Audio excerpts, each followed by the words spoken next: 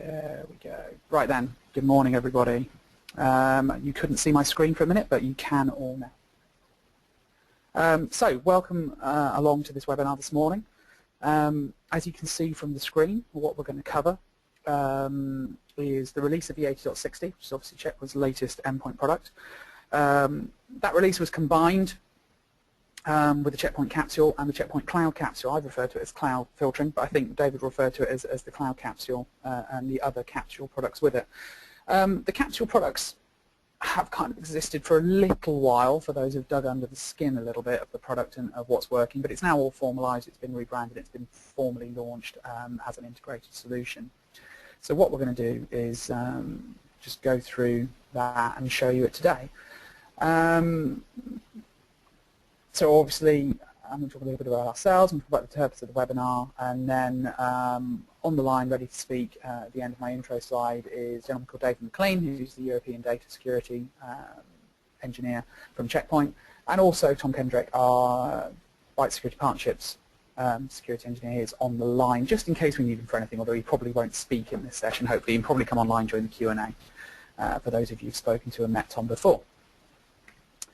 So a little bit about us. Those of you who've done our webinars before will no doubt recognize that from my point of view this is a fairly generic introduction. I do a similar one every time. Bytes Security Partnerships owned by Bytes Technology Group in the UK. It's about 40 people. We were bought by Bytes in 2011. Before that we were just plain old security partnerships. We still have all the benefits of a small reseller. We still have the ingenuity, agility and responsiveness that a small reseller has. We're still able to think on our feet. We are not constrained by being part of a large group, but it does give us the security and backing of a large group for the large businesses out there who aren't sure what size reseller they want to deal with. And we genuinely are passionate and proud about what we do. We are very proud of the way we work. We're very proud of the fact that we are able to bring some ingenuity to the table and some responsiveness to the table, and we are able to come up with some innovative solutions for our customers. And I think it makes a big difference to what we do and how we do it. Bytes Technology Group in the UK currently consists of two businesses. Bytes Technology Group worldwide is a South African-based concern. It's a £700 million business at the last formal count. In the UK, we consist of Bytes Software Services and Bytes Security Partnerships. Bytes Software Services are, depending on which set of statistics you look at, either the biggest or the second biggest Microsoft reseller in the UK. We, Bytes Security Partnerships, are one of the top 5 Checkpoint resellers by volume. We're also one of the few platinums in the UK. We've been doing Checkpoint for over 15 years now, and it is our principal product and our lead product that we normally talk to our end users about. It's what we're known for, if you like, although obviously we do have platinum relationships with other vendors as well. The purpose of this webinar, well, as I already touched on, the purpose of this webinar really is to talk about the new Checkpoint capsule launch, the E80.60 launch, and the cloud service that kind of is there and all held together as some glue for this. David's going to talk about, he's going to do basically a short presentation which introduces them formally and covers any of you who did CPU or have done the Checkpoint launch will no doubt have seen some of this before. What I've then got is a short demo which will be, depending on how much of it works, because my laptop's been a little bit flaky this morning, somewhere between 10 and 20 minutes long, where I've actually prepared a demo which will introduce this service to you and show you all the different things it can do, and also show how by basically doing a single smart dashboard push and a single policy push, I can push out a modified policy to almost any client, be it an iPhone, be it a Windows laptop that's off the domain belonging to a home user, be it a Windows laptop that's on domain with the full E80 client on it. So I'll be going through that and show you how all that hangs together. And we'll also be showing the Checkpoint offering, the capsule workspace offering on the phone, where we can show the container with the data in it and that kind of stuff, and that's how it works. We've got all of that demo prepared, but before we go through that, David's just going to do a short, sort of anywhere between, I guess, 15 and 20-minute presentation covering the new stuff that we talked about and Checkpoint's point of view on it. So David, hopefully you're there. I am. Thank you very much. Okay, I will make you a presenter. Thank you very much. There we go. So if you Hopefully you can see my screen okay? Yeah, we can see your screen. Yeah, we can see that, no problem. And I'll mute out now and just give me a shout when you need me.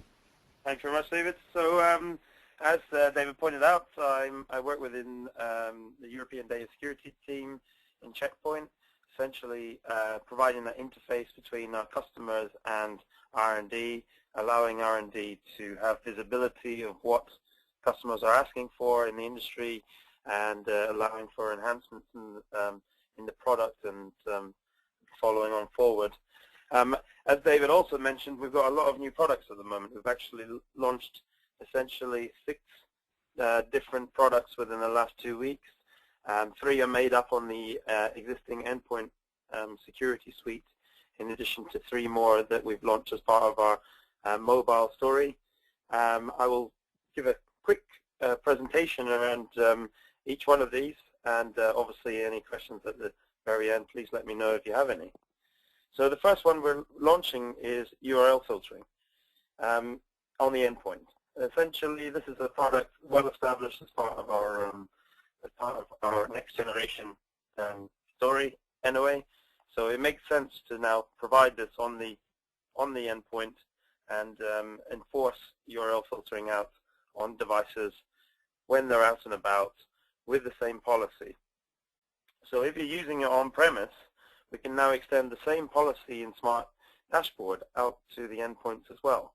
That can be an endpoint management server that's part of your gateway management server, such as any kind of new unified management server like R77 onwards, or you can look at using a segregated endpoint management server, and we can still create a thick connection between the two and push policy from the gateway URL filtering policy and apply that to the endpoints as well.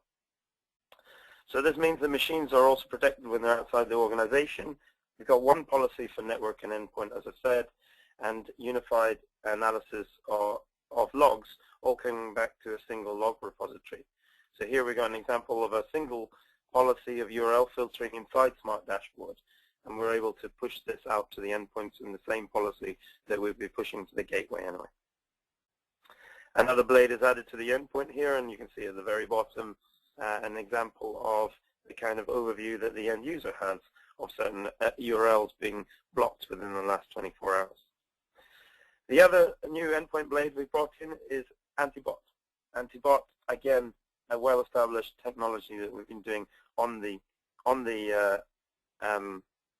gateways for some time, and it makes sense to now provide this protection out at the endpoint as well.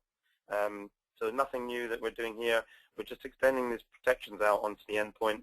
We're using the knowledge that we have from Checkpoint Threat Cloud to block bots, not only when communications are passing through the security gateway, but also when the people are roaming about their daily jobs or roles out globally. It detects bot-infected machines, prevents bot damages by blocking command and control connections, continually updated from Threat Cloud, and again, continuing with our story around centralized management, centralized monitoring, reporting, and so on. The last new blade is completely new to Checkpoint. This is endpoint forensics. This is all around giving us visibility around what's going on in the network in the event of an event. So essentially, if an event does happen within your network, we're looking to gain as much information around what's happened there. What can I do to remediate? What kind of impact has that event had on my infrastructure as a whole? Give me visibility around what's affected and what I need to remediate. So here we start to look at what files, processes, domains are part of the attack. How was the device compromised? Who else has the same files? What should I do next?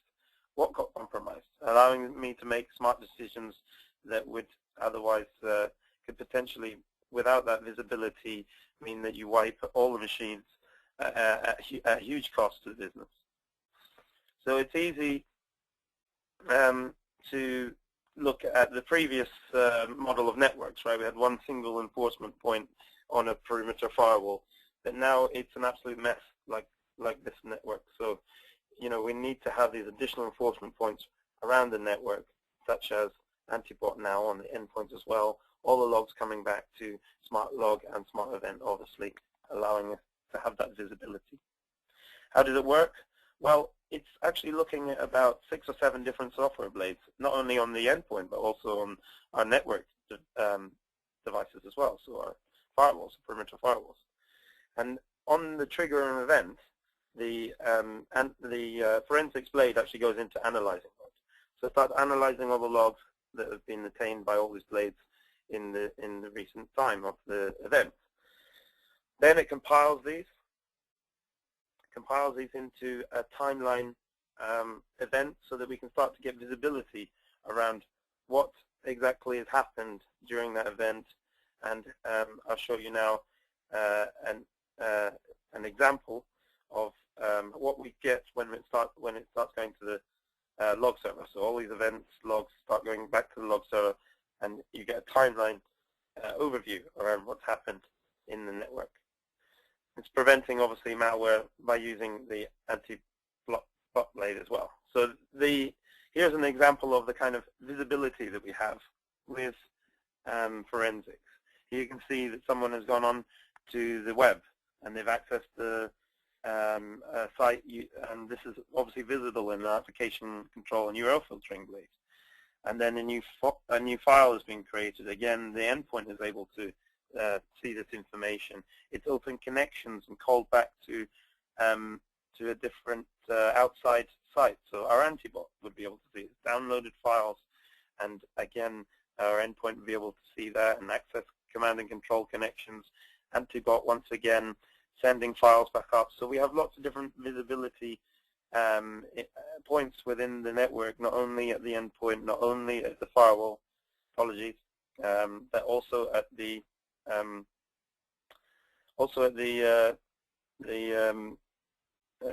perimeter as well.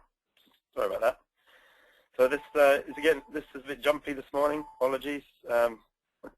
It seems to be jumping around a little bit. Let's try and close that down.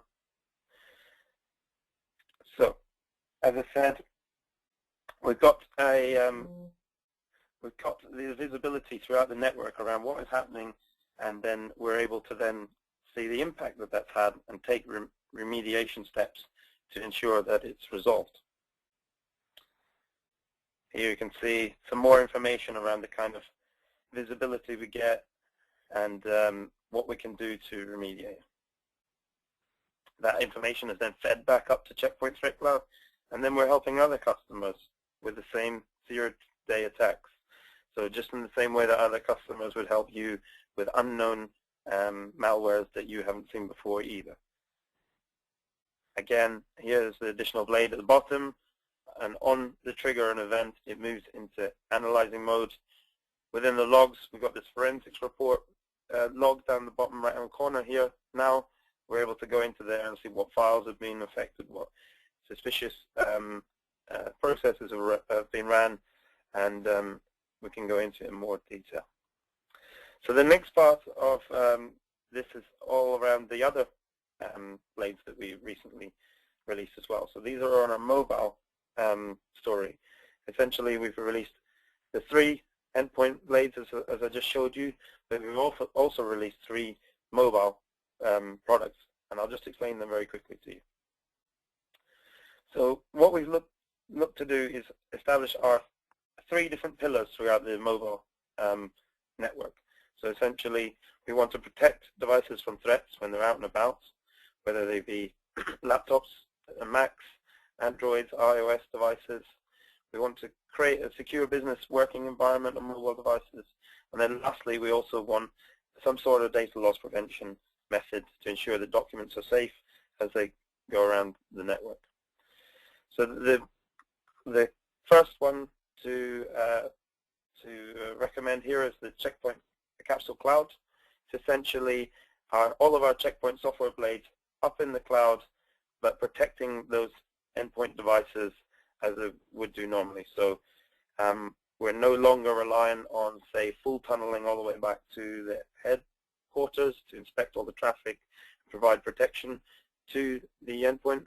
We now have our cloud currently made up of 23 data centers globally and growing on a weekly basis, and we're able to stop threats before they even reach the device. We're protecting all traffic. Some other solutions out there are relying just on HTTP and HTTPS proxy, but we're tunneling all traffic back to the endpoint, and we're able to block it before it even reaches the device. The next one is this secure container, a safe place to work on mobile devices. Securely log in and access business applications easily. Work with them in a usable way that the end user, even if they're not IT savvy, should be familiar with the views in here, and the mail clients, for instance, and the calendars and the contacts. It all replicates the native clients on iOS and Android. So protecting business data everywhere. All of the data is secure within the sandbox environment. We don't care where it goes, whether it goes on a BYD device or a corporate device. We're happy with that. The last piece is around our document security. So ensuring that documents are safe, that they're classified, that they're encrypted, and that only the right people are allowed to see them as they travel around. No passwords. We've made it really easy for end users, again, who are not perhaps very IT savvy, to secure these documents, perhaps without even them knowing, as we can secure them when they save and they didn't even realize that they were secure, and then they can continue to work with those documents and take a massive step around ensuring that data is secure and these documents are secure even when they leave the organization.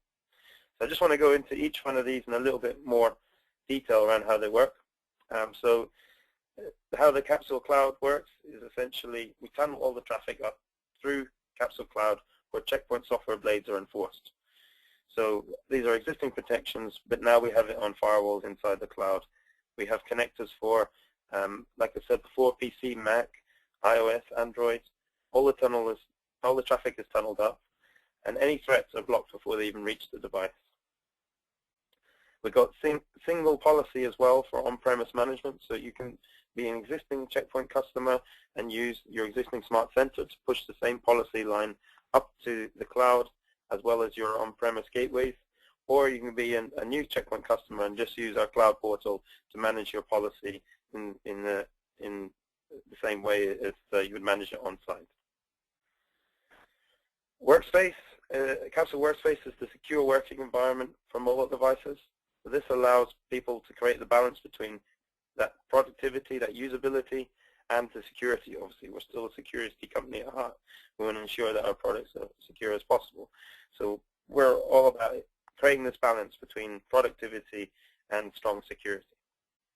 Here within our sandbox environment, we're able to separate business and personal apps. So people can work within here. It's been protected. Like I said before, we don't mind whether it's on a BYOD or whether it's on a corporate device. We can continue implementing this app wherever we wish, and then if that colleague or whatever was to leave the organization, we can simply wipe all the business data within there. People don't need to use any native applications for editing. We have editors inside there, and we also have various different smart features like HTML5 WebSocket support, and also an in-app file repository as well, allowing us to save files locally within the app, work with them as we go about, and then send them on through the native email client. Obviously, all the communication is encrypted as you'd expect. Single secure sign-on, and then obviously giving you that access for business assets. We can use the email securely as well, so we're not reliant, like many companies out there at the moment, on MDM providers, which are all about controlling the device, taking the smart out of smartphone. This is all about ensuring that we can carry on working as we would do, and still use all the native apps that are on a device and work on the native device as we wish. Lastly is Capsule Documents. What I would say is the last line in defense in terms of data loss prevention. We already have established data loss prevention products on our gateways, and we're now have another enforcement point within the network with our Capsule Documents. So here we understand that obviously sharing documents is necessary, but we don't have visibility of documents as they carry on around the network or even outside of our network. So to give you a kind of understanding on how it works, first of all, we classify a document. You can have your own classifications. Within Checkpoint, for instance, we have 5 or 6, but you can have 100 if you want.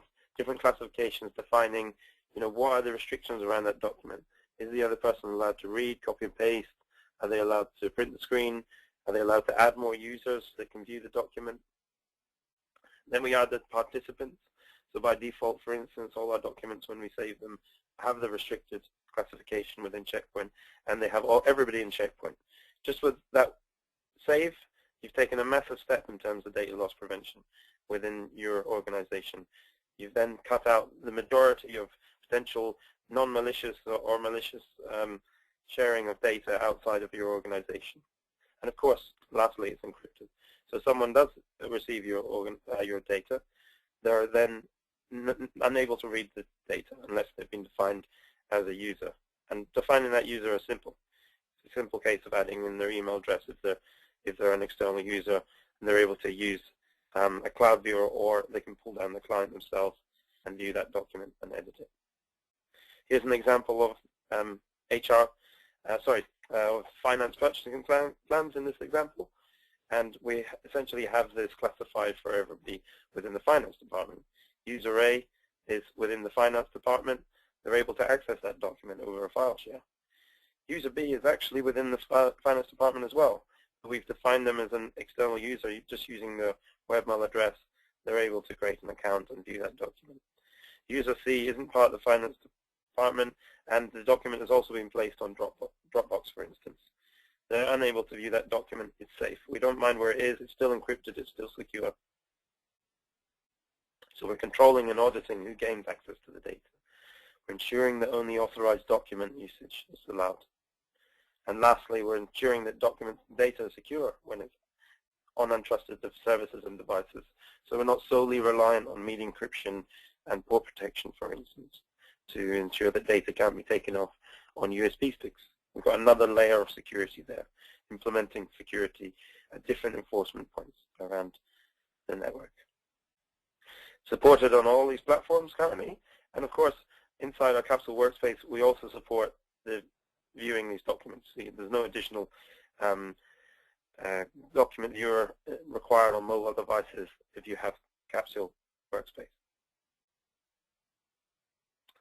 It's got that seamless user experience in Capsule, from protecting users as they roam around, protecting them from threats, ensuring that they've got secure access to their work assets, and then lastly, we're ensuring that the documents are safe and their data is safe, their intellectual property concerning their business is safe. Thanks very much. Any questions, please feel free to ask them at the end after David has presented. I'll now hand back over to David. We'll be giving you a short demo on some of these new blades that we've brought in recently. Thanks very much, David. Right, let's make myself back to being presenter again. So again, thank you very much. David has kind of covered the theory of the products and of everything that's being shown. What I'm now going to do is start to look through and show you the actual products themselves a little bit and show you what they can do. I've got a lab which is basically an E80.60 lab. Here's the management console for that.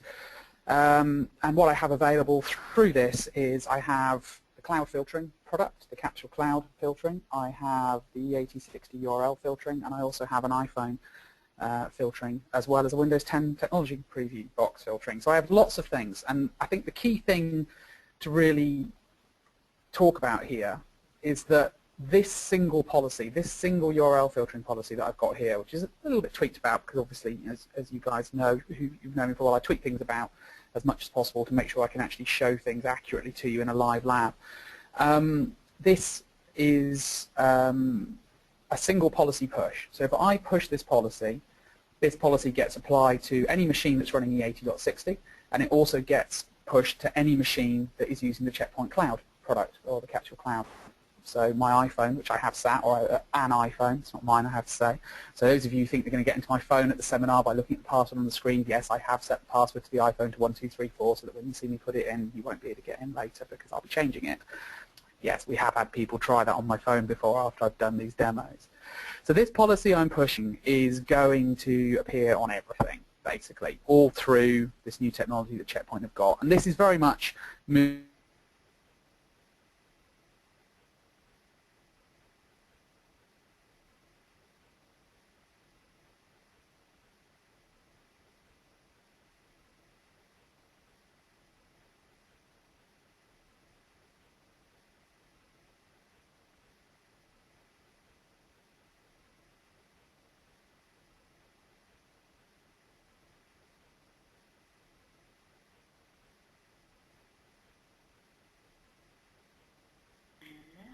Hi, we've got some audio issues with David's laptop just for a minute. So if you just bear with us a second, we'll try to restore sound. Thanks very much to those of you who've flagged it. Joys of Live demos seems that there's been some problems. So Right, I think I've just reconnected. Hopefully you can all hear me again. Yeah. Good, thank you everybody. Right, I don't know quite what happened there, but I lost my network connection, I think, off my laptop. Just died completely. So as happens when you do live demos, that means I have to basically restart everything to make sure I can get back into everything, because everything would have kicked me off. So let's see what we've lost and what we've gained. I don't know how far I got to, what you could hear me, but basically I was doing a policy push that was going across to the cloud. So I'm just now going to have to log into everything again. And hopefully this won't die again. Hopefully this will keep running this time. So we'll disconnect myself from there, log back into this, and we'll pick up where we left off, proving, as always, that these are properly live demos.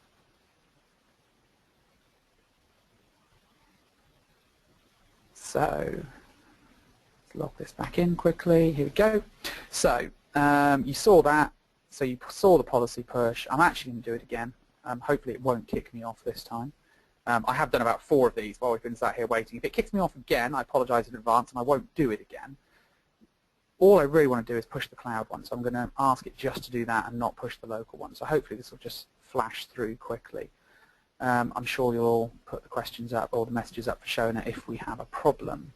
So that's just pushing through and installing.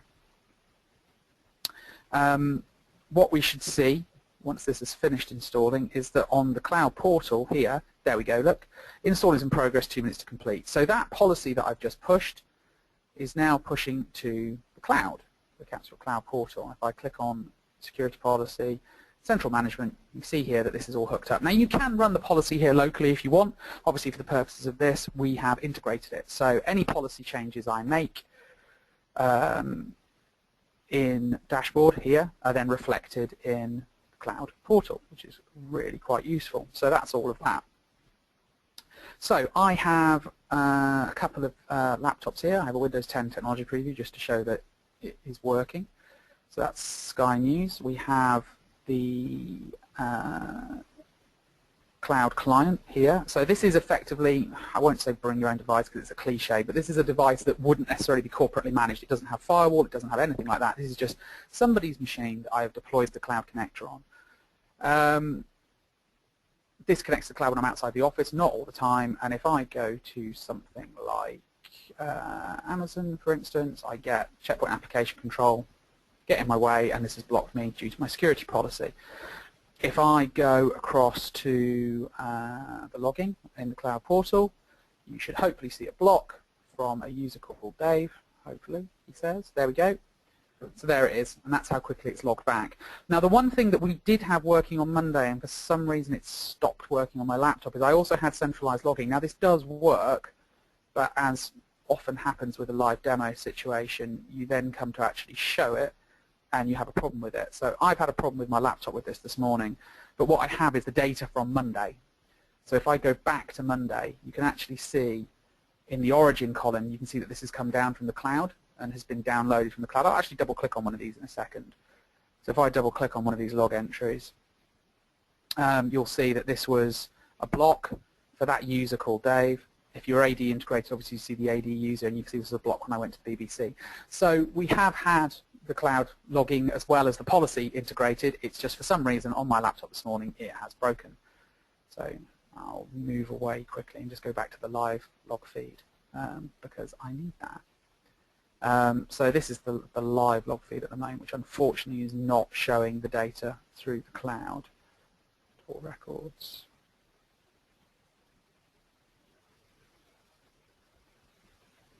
Okay, that's back on live.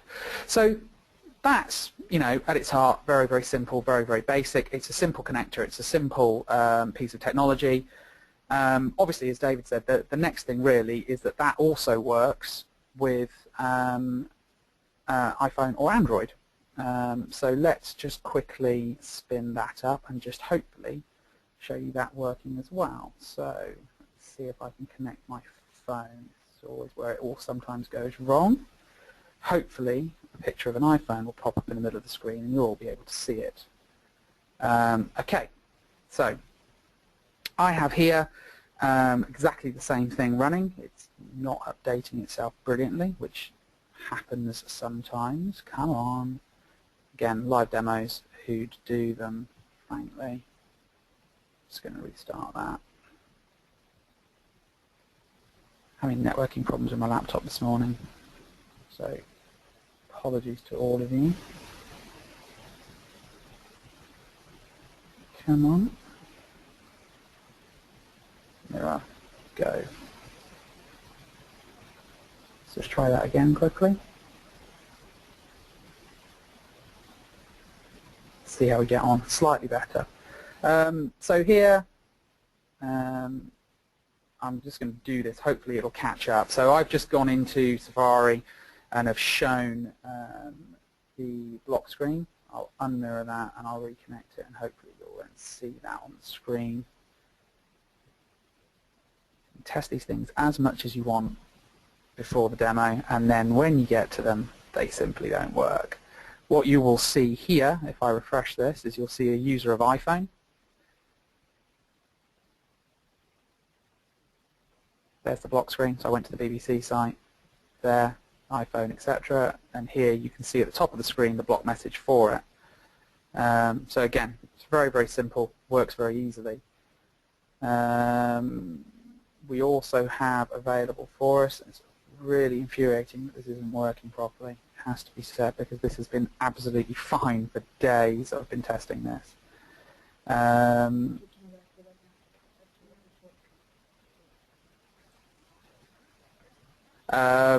So what we've also got is, and again I'll just disconnect this and reconnect it so that you can see it. Kill that. We also have the capsule client.